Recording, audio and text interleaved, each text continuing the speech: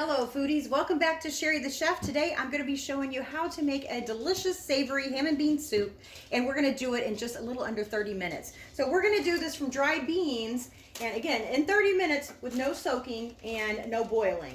We are going to do this in a pressure cooker, so you're going to need one of those. Maybe you have an Instant Pot. I'm going to be using Pampered Chef's quick cooker, and I prefer this one. This one has handles in the side, but mainly for safety reasons.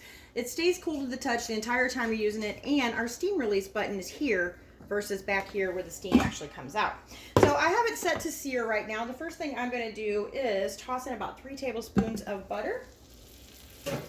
So I turned that on just a few minutes ago, so it is nice and hot, and our butter is melting down. And then to this I'm going to add 2 ribs of celery that I've already chopped, and 2 whole onions that I've also chopped already. So we're just going to get those sweating and starting to saute just a little bit. So the other thing that I want to add is just a little bit of carrot. Not a whole lot. I'm just going to shred some in here. And I'm also going to be using the Pampered Chef grater, which I really like because you can use it as a traditional tabletop, or you can do it right over the top of your pan. So again, not a whole lot. Maybe like a 1/4 cup or so.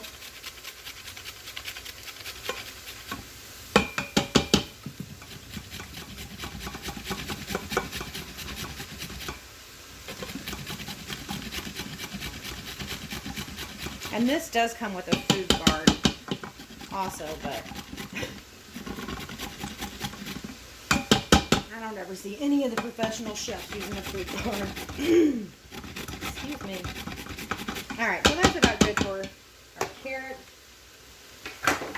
And then the next thing I'm going to add in is a little bit of vegetable stock. And I'll be adding more in later, but we've got a secret ingredient that we're going to use here,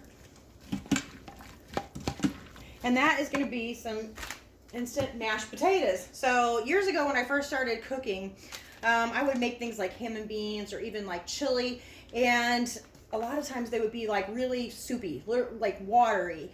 And so one of the things I realized, like making chili for instance, I used to drain off the grease, and then I would put my beans and my meat and my tomatoes and everything, and I thought, well, there's no liquid, it's mostly all beans, so I would add water or maybe even tomato juice, but then it was just, like I said, really runny and soupy. And so I realized that instead of draining off the grease, I would put flour in with the ground beef, and then that way it soaks it up and it becomes like a roux, and it actually thickens your chili. So when I first started making ham and beans, again, I like it thick and creamy. So what I would do is, after it was done cooking, I would take a couple of cups of beans, and I might put them like in the food processor or the blender and get them mushed up, and then I would add them back in, and that would kind of thicken it up. Then I started using sometimes like leftover mashed potatoes. I love to use leftovers to make other things and incorporate it into maybe like the next night's dish. And so eventually I realized the easiest way, and it adds a little bit of flavor too, is just to add a package of instant mashed potatoes. So we're going to add in a little more chicken stock so that we've got something to absorb our potatoes. Just going to go ahead and empty the whole thing in there. All right.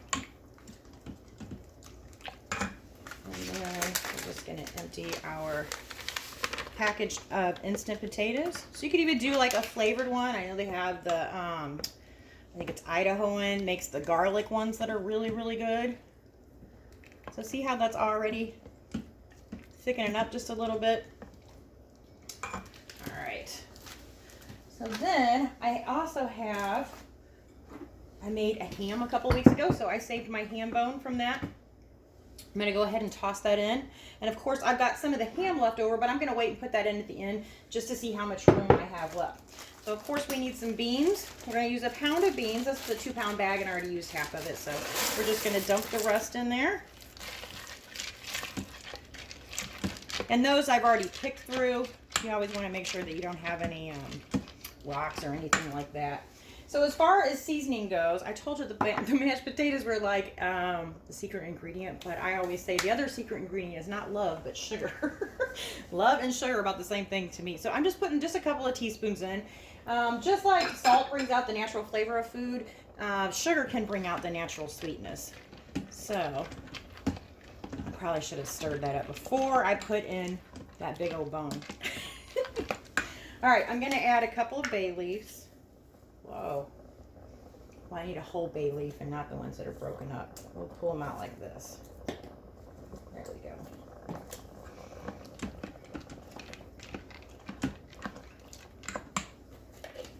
And then a little bit of thyme.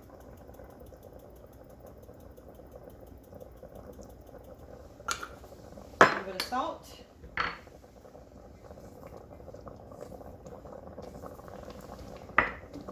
Lots of pepper. Love pepper. And then one other thing we're going to put in for seasoning is just a couple of dashes of Worcestershire. If you don't have Worcestershire, you can use soy sauce. All right. And then I really should have mixed all this together before I put that big old bone in there. All right, so now we're going to put in some more chicken stock. Actually, we're using vegetable stock. You can use chicken stock if you have it on hand. All right, now it's stirring up just a little bit better. And I think that is good. Oh, I gotta add my bay leaves. Almost forgot to add them there. I wanted to wait till I was done stirring. And then we're just gonna add in some of our ham. See how much room we've got in there. Make sure we're not above our max fill line here. And that is probably good. So, the only thing now we need to do is replace our lid. All right. And then we've had it on sear, so we're gonna cancel that. And then we're just gonna turn the dial. This actually has a dial, or a setting, I should say, for beans. We're just gonna turn it all the way to beans. And we're gonna hit start. So it's on 25 minutes. It will take a few minutes to build the pressure. But as soon as it's done building pressure, then it's gonna take 25 minutes to cook, and we're gonna have ourselves a bowl of ham and beans. So I'll see you back here in just a minute. Okay, so the timer just went off on our quick cooker, and what happens when the timer goes off is it goes into a warming mode. So if you're outside, or maybe you left to go to the store and you have this cooking while you were gone, it will automatically go into a warming mode, and it will stay warm until you open it up, or indefinitely, I guess. I'm not sure how. I know I've had it for 2-3 hours before I've actually opened it, and it is still hot. So so be careful opening it up. But what'll happen now is, let's say that you did do that you were away and you didn't open it for, you know, hour and a half. The steam will naturally release on its own. However, we're going to do a manual release. We're going to hit the button and the steam's going to come out of here. So this has a safety mechanism on it. There is a little, I like to call it a little bobber. It's a little red, I call it a bobber. It stands up. When all the pressure has gone out of there, that's going to drop down, and then it will let you open it. Right now, it will not let you open it at all. So, and again, that's a safety feature. So we're going to press the button. We're going to wait for the steam to come out and for this button to go down, and then we'll be able to open it. And as you can see, the steam is, you can run your hand through it, and it's. So one thing I'd be careful about is putting your pressure cooker like under your cabinets. You wouldn't want the steam or the moisture to get up under there and to ruin those. So look for my other video. I just did a video on cornbread, because what is better than a bowl of ham and beans with than cornbread? Fried potatoes. My husband really likes fried potatoes. Fried potatoes, ham and beans, cornbread, and then he mixes it all in a bowl. So this should just about be empty.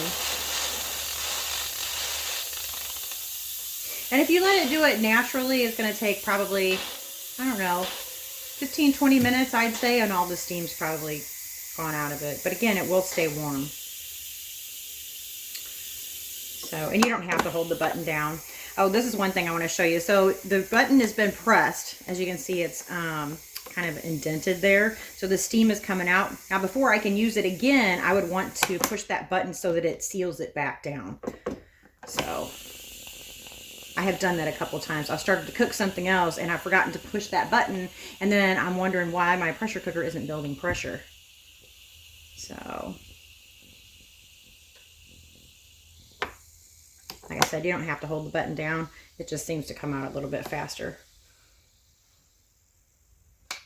And our little bobber has dropped down, so now we are able to unlock it. And look at that. And I will tell you, anytime you cook something in a pressure cooker, it is extremely hot, extremely. So we have got our bone down in here.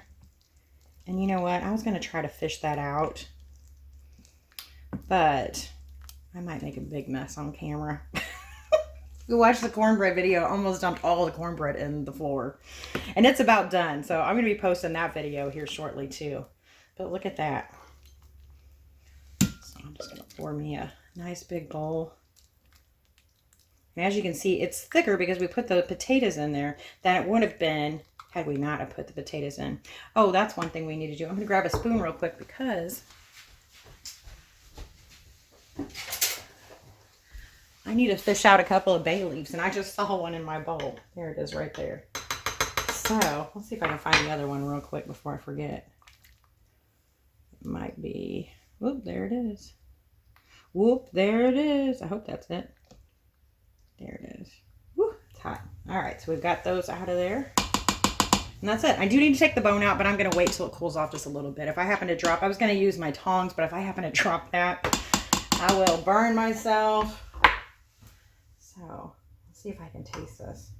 One thing I really like to eat in my ham and beans, though, is hot sauce and some raw onions. So I should have chopped up some extra onion or saved some of them than what I put in there earlier. I'm probably going to burn my lips. Oh my goodness, that's delicious.